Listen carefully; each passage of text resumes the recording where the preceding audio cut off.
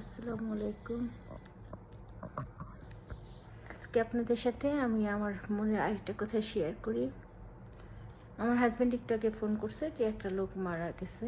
তখন আমি তার জন্য ইন্না লিল্লাহি ওয়া ইন্না ইলাইহি রাজিউন বলে দোয়া করলাম যে আল্লাহ তার সকল গুনাহ মাফ করে দিক।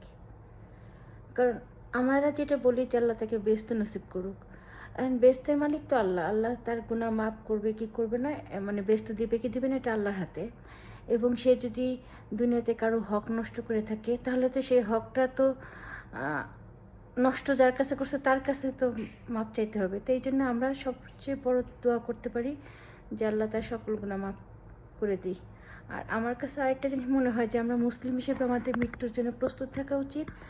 এবং আমরা মৃত্যুর সময় যে সমস্যাটা তৈরি করি যে আমরা মৃত্যুর আগে আমাদের এই কথাটা মনে থাকে না যে যখন আমাদের অসুখ বিসুখ হয় তখন আমরা কী করি, আমাদের যা সঞ্চয় থাকে বা জায়গা জমি হোক যা কিছু হোক সব কিছু বিক্রি করে হলেও আমরা বাঁচার জন্য আপ্রাণ চেষ্টা করি। এবং হয়তো দেখা যায় লাস্ট মিনিটে আমরা বাঁচতেও পারি না, আমরা মারা যাই। আর এই যে মারা যাওয়ার পরে এই যে আমাদের সন্তান আমাদের পরিবারের যে দুর্দশার মধ্যে পড়ে, এটা কিন্তু খুবই শোচনীয় একটা অবস্থা।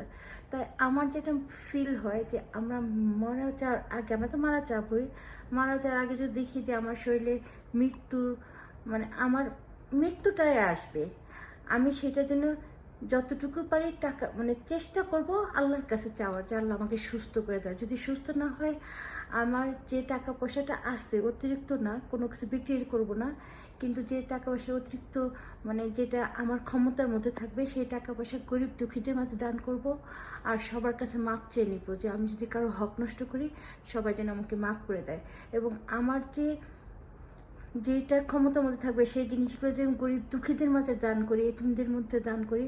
আর যদি সবার কাছে ক্ষমা চেয়ে নিই এবং আল্লাহর কাছেও ক্ষমা চাই যে আল্লাহ আমার গুনাহ মাফ করে দাও, আমাকে তোমার পথের জন্য তৈরি করে দাও সহজভাবে।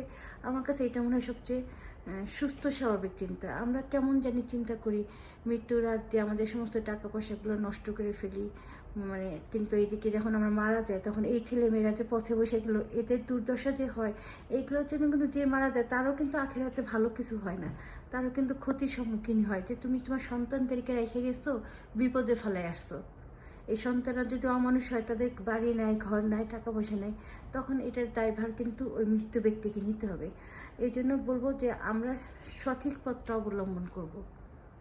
হায়াতের মালিক আল্লাহ, আমরা চাইতে পারি আল্লাহর কাছে। আল্লাহ হাফেজ।